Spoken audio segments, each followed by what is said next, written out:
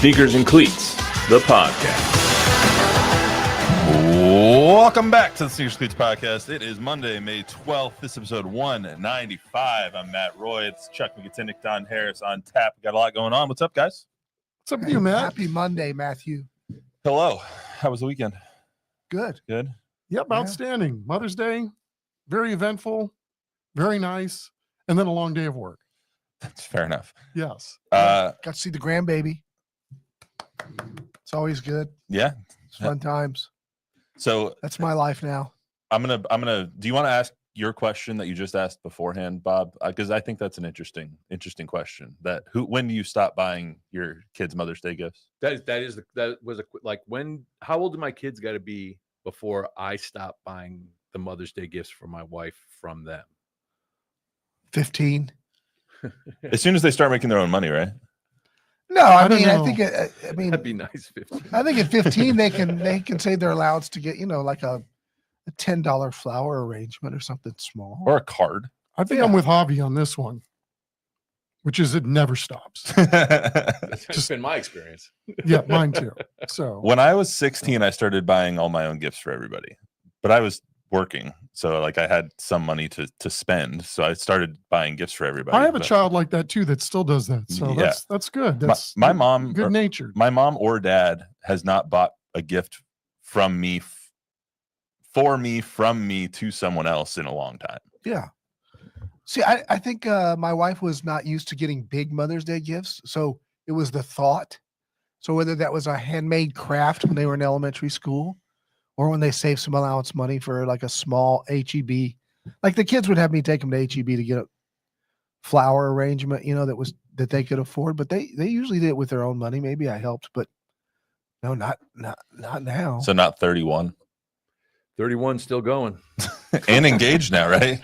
That's the middle one. That's Okay. that's Princess Kennedy, but yeah. So her That's it. too. And the youngest one.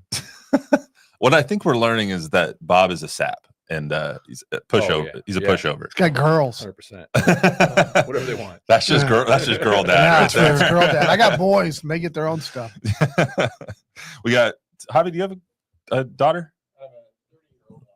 So we got one boy dad and 3 girl dads in here. So, and then a no dad, a dog dad over here. So he doesn't buy crap for himself. So, anyway, And my friend, all in good time. weekend was good. You guys are due.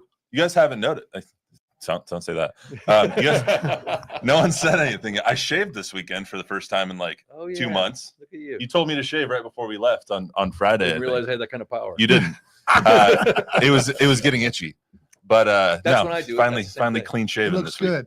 So yeah, Makes you look even more youthful. I was Did you do shaving a yesterday. stage So thing? my Did you dad. cut like some of it off and leave like the Oh yeah, I did mutton chops once. I had a goatee there for a second. Jordan was like, "Please God, no." But my dad has had a mustache for my entire life, basically since he could grow a mustache. He's had a mustache, so I shaved everything except for the mustache and then FaceTime my family, and they were like, "Please God, no, get rid of it now. We don't need Ron Part 2." I don't remember seeing Don ever with any. You never. I can grow a full mustache and beard in 2 days. I Really, don't remember ever seeing you. No, I've never had it. Chuck? Have you ever gone full beard? I mean, Yeah, you've had the vacation. goatee for a long time. I have, but now at my old age, when I do this, I look like the Gorton's fisherman when I just grow a beard. So I feel like all I'm when, missing is the raincoat and the hat. I feel like when Chuck retires, he's gonna end up like David Letterman, just letting it all hang out. Now I won't let it get that nasty. I No. can't. I get too itchy. I can grow it so fast. And I think when I was in college, I went on a ski trip and I grew one, but that pretty much it. Julie won't let me. Just I like go it. one That's it. day and That's she it. goes, "No, go shave." Yeah. See, I liked it. If mine grew in, mine just doesn't grow in full enough. Like it didn't grow in much on my chin, and then there was a few little patchy spots underneath. It's just like it doesn't grow in full enough for me to put forth the upkeep and the effort to keep Yeah. it. So, anyway, we got a lot going on. Not Mother's Day or what Upkeep. That's the whole Yeah. reason I grow a beard. is to like trim upkeep. it. And I my mean, the fit- whole beard experience for me is about laziness. well, yeah, but my skin gets really, really dry and irritated, Aw. so I have to like put. Needs to moisturize. I have to moisturize it, and so I was like, I don't want to do that. So anyway, here we are, exfoliate. baby faced and all. I have And so something many else to say. I have products. something else to say, but I'm not going to. We got the NBA draft lottery tonight. So the Spurs have 2 lottery selections. They have a 6.7% chance to get the number 1 pick if you combine the chance they have at 14 and at 8. So we'll talk all about that, what the Spurs' chances are of getting the number 1 pick and repeating history for the 4th time in Spurs franchise history. History. I was trying to think of another word, but I couldn't think of one. And what players could they be Archives. targeting with their 2 lottery picks? Plus, Brian Windhorst making some headlines today about the future of Giannis Antetokounmpo and probably maybe not going to San Antonio, or maybe San Antonio wants to put forth some of their assets to get Giannis. We'll talk about that. And the Cowboys, they're going to be on Thursday Night Football. A little bit of schedule release action this week before the main schedule gets released on Wednesday. So we'll talk a little bit about that as well. But we do start with the NBA draft lottery. So, like I said, the Spurs have a 6.7% chance to get the number 1 pick. Javi, you want to throw up that graphic for me? This is what the odds are for everybody. The Jazz, Wizards, and Hornets all have a 14% chance to get the number 1 pick. If you remember correctly, that's what the Spurs had 2 years ago when they drafted Victor Wembanyama and got the number 1 pick on lottery night. Spurs have a 6% chance with their 8th selection, a 0.7% chance with the 14 slot, which is what one of the picks that they got in the DeJounte Murray Atlanta Hawks trade. That's one of the first picks that we're actually going to be seeing used from that trade. The next 2 years we have some as well. So, guys, are you excited about the lottery tonight? I mean, Always. at this point, the Spurs fans look forward to the lottery because there's no playoffs around. So Yeah. It's fun. It's the 6% 8 slot that they're in tonight is exactly the spot that the Pelicans were in when they got Zion Williamson. So it can happen. It's very rare. Most lotteries go true to form in the majority of the picks. In other words, at least through the beginning, Atlanta jumped up last year, but most of the teams, like the Jazz, wherever you're slotted, the Spurs should mathematically pick 7, 8, 9, somewhere around there, yeah. and 13, 14. That's the way it should happen. But it does happen, and it has happened. Tim Duncan, we have a 21% chance. Wemby's 14% chance, but that was one of the better, like you said, top 3 teams had a chance. There wasn't a lottery in '88 when they got Robinson, right? Lottery. There wasn't a lottery. No, back it in was the an 80s? envelope draw. Yeah. Okay. Yeah. I wasn't alive then, so I don't remember. It was 10 or 12 giant envelopes in a giant drum. And Patrick Ewing in the Knicks' envelope was frozen. And so David Stern picked the cold one to give it to the Knicks. Remember? Was that the frozen envelope? That was the conspiracy theory, is they wanted New York to get Patrick Ewing in the very first ever lottery in '85. Gotcha. I mean, I don't believe it, but that's what they say. I mean, it's exciting, but it's always like a little bit bittersweet when you're hoping for good things in a lottery, right, Chuck? Like, yeah, I wouldn't characterize it for me as exciting, but I'm curious. I mean, I'm thinking like everybody else.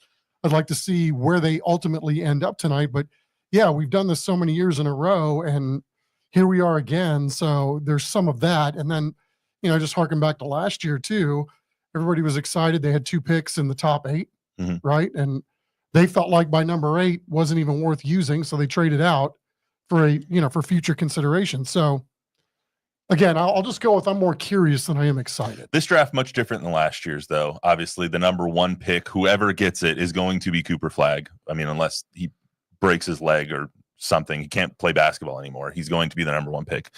Tell me a little bit. I know you're a Duke fan and follow this more closely than I do, Don. So tell everyone, if they don't know who he is, about Cooper Flagg and why he's going to be the number 1 pick for whoever gets it. Cooper Flagg is a super athletic 6'9" forward who can create his own shot, shoot from the outside, is a great facilitator.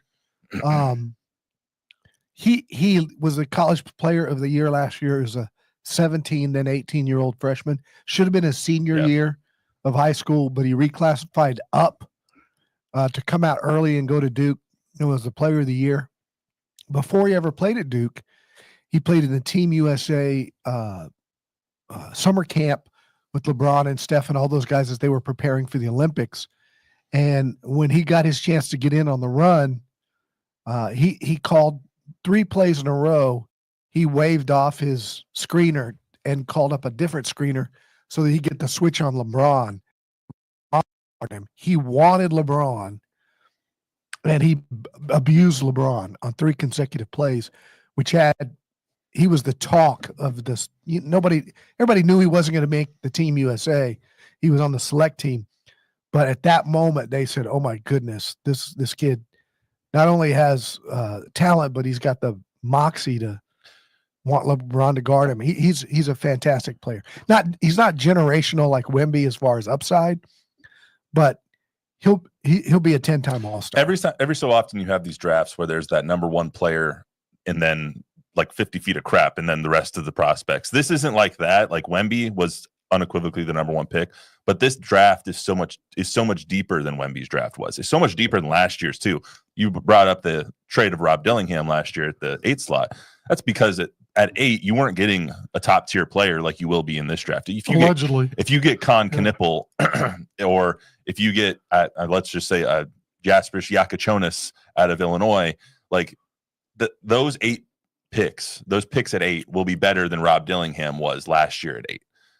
You should have 15 guys. The top 15 guys in this draft will be NBA starters, most of them in their rookie year. How does getting the number 1 pick? I mean, I think we look at the Spurs right now as a team on the rise that should be competing for the playoff spot next year. How does getting the number 1 pick or even a top 4 pick this year kind of change the trajectory of this team, Chuck? Well, that's a really good question. I don't really know how to answer that properly. I mean, because it's just all spitballing at this point, but you got to believe it would help, right? Obviously, that if you can add a top tier talent, you're drafting this high, it's got to help some, but is it enough at this point to completely flip the script? That's, I guess, remains to be seen. You probably need more than 1 guy at this point. Look what a big difference Steph Castle made, right? The way we're talking about the Spurs' future now that he's part of a new big 3 compared to before they got him. Look, if they get Cooper Flag, it's that changes everything, but I don't think they will. City's shutting down tomorrow if they do. But if and rightfully so. Yeah. I think if they get top 4, it could change things in a different way. I think it could change things in a way that they may decide to make a move with some of these assets to maybe change their thinking, right? Like Chuck and I both we agree that we don't think they're going to sell off all these assets for Giannis, right?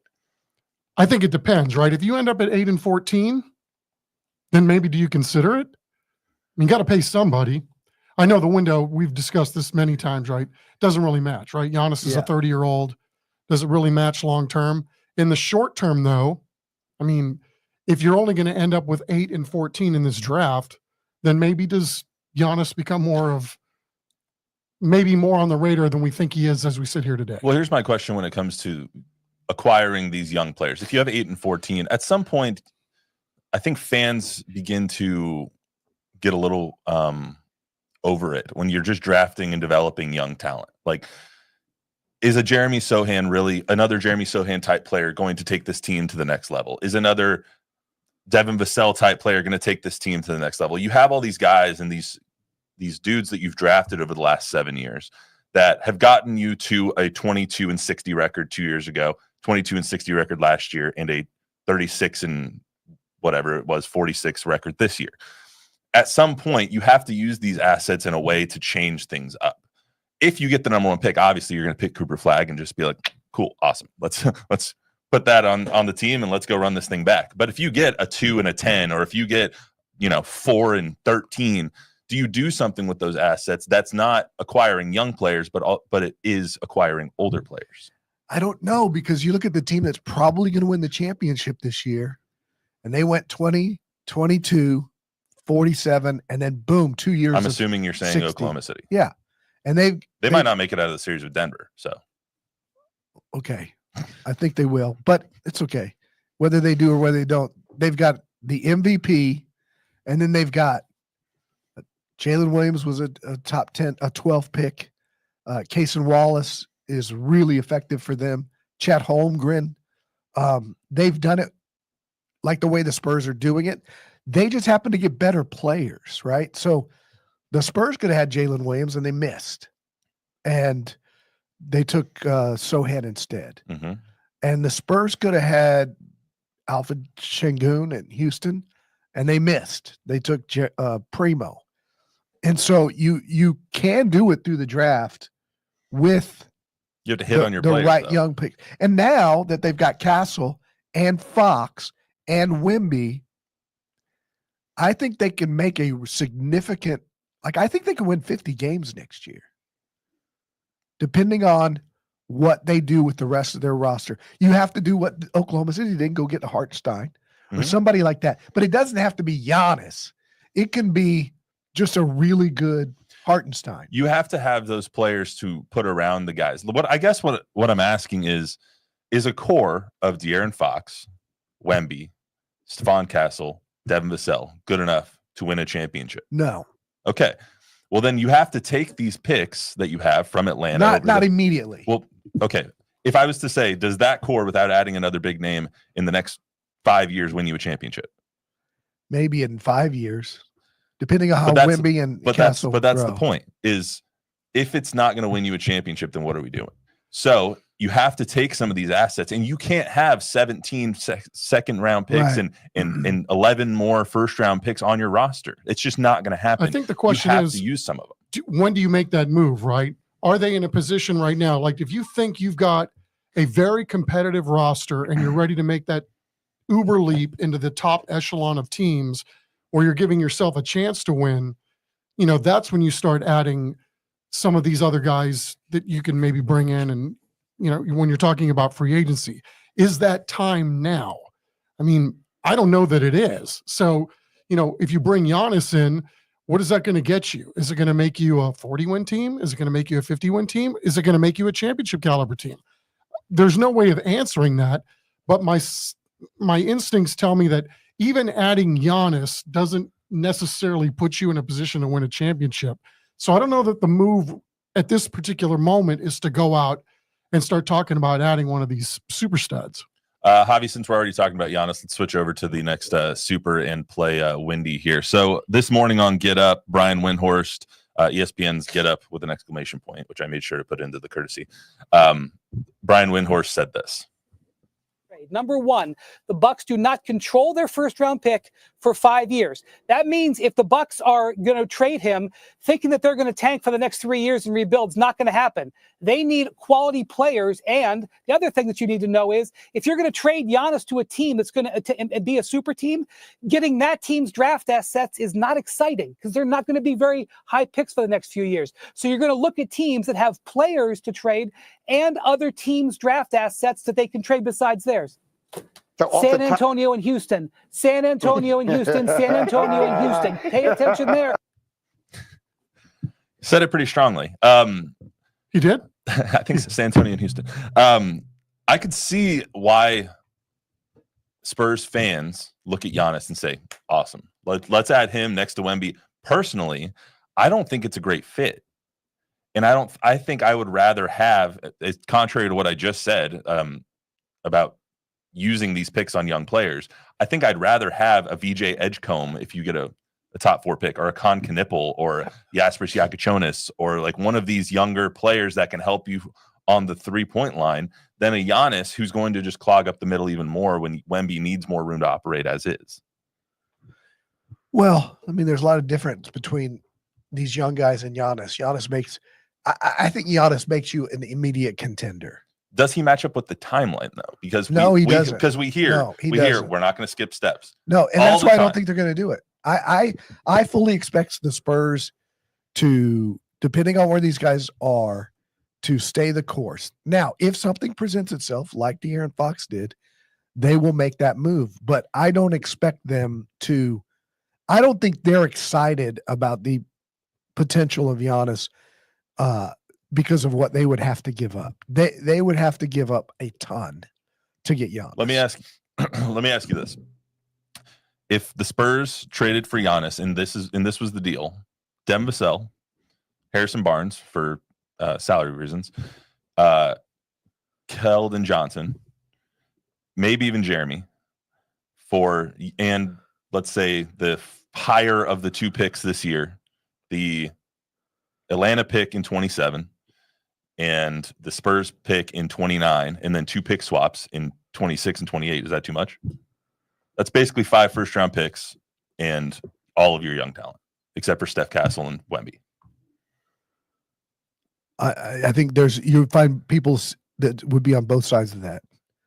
You know, you'd have people say, no, that's way too much. And you'd also have people say, do it. I mean, he's 31 years old now? 30. He's 30. He's going to be really good for at least the next 5 years. Yeah. I just don't know if it definitely doesn't match up with the timeline. Like, I do know that. I just don't know if that's a move that they would be willing to make. Because is there a risk that it thwarts some of the growth from Steph Castle and from Wemby? Maybe it all depends on how the polling is going for Project Marvel this year. Oh, God. Does Giannis change the polling for Project Marvel? Seriously. What's the press conference today about? I don't know. Anyway. Yeah, the timeline doesn't match.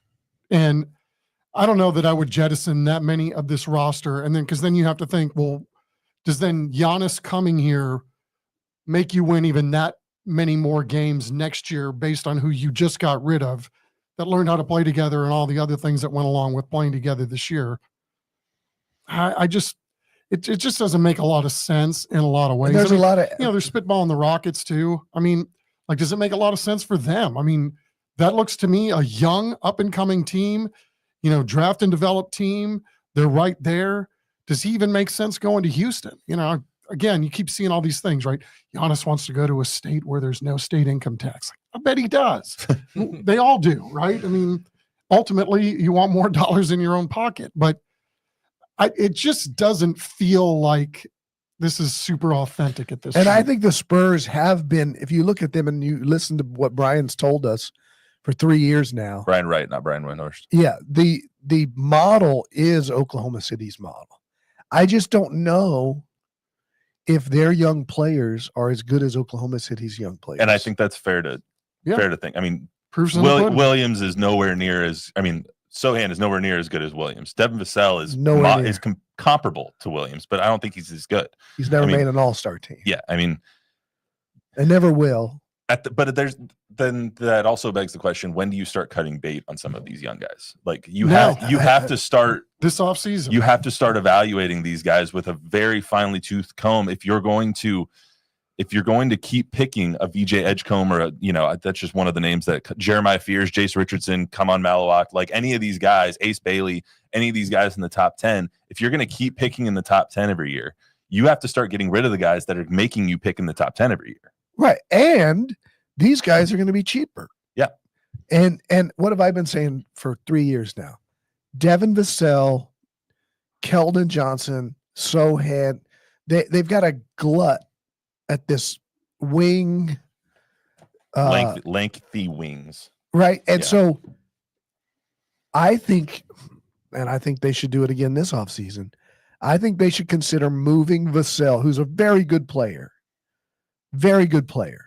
for equal talent at a different position. The only way I think whatever happens tonight, the only way I think they keep both picks is if they get a 4 and 10, and they are able to draft like a Con Knipple and a Malawak.